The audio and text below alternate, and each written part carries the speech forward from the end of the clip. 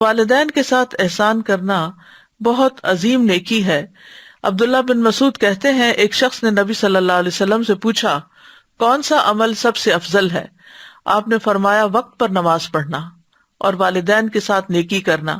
پھر اللہ کے راستے میں جہاد کرنا۔ اور پھر سورۃ الاحقاف میں دوبارہ والدین میں سے ماں کے حق کی زیادہ تلقین کی گئی۔ وَوَصَّيْنَا الْإِنسَانَ بِوَالِدَيْهِ إِحْسَانًا حَمَلَتْهُ أُمُّهُ كُرْهًا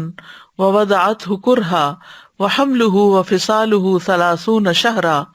حَتَّى إِذَا بَلَغَ أَشُدَّهُ وَبَلَغَ 40 سَنَةً قَالَ رَبِّ أَوْزِعْنِي أَنْ أَشْكُرَ نِعْمَتَكَ الَّتِي أَنْعَمْتَ عَلَيَّ وَعَلَى وَالِدَيَّ وَأَنْ أَعْمَلَ صَالِحًا تَرْضَاهُ وَأَصْلِحْ لِي فِي ذُرِّيَّتِي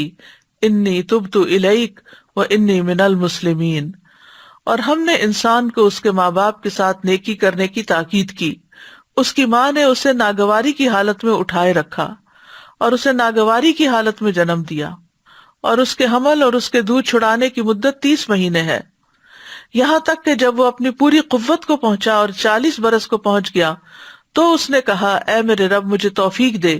کہ میں تیری اس نعمت کا شکر ادا کروں جو تو نے مجھ پر اور میرے ماں باپ پر انعام کی ہے، اور وہ یہ کہ میں نیک عمل کروں جسے تو پسند کرتا ہے، اور میرے لیے میری اولاد میں اصلاح فرما دے، بے شک میں نے تیری طرف توبہ کی اور بے شک میں حکم ماننے والوں میں سے ہوں۔ یہاں خاص طور پر 40 سال کا ذکر اس لیے کیا کہ اس عمر میں انسان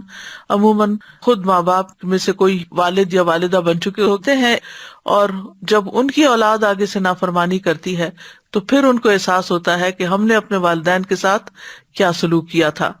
تو اس طرح پھر وہ اپنے ماں باپ کے ساتھ احسان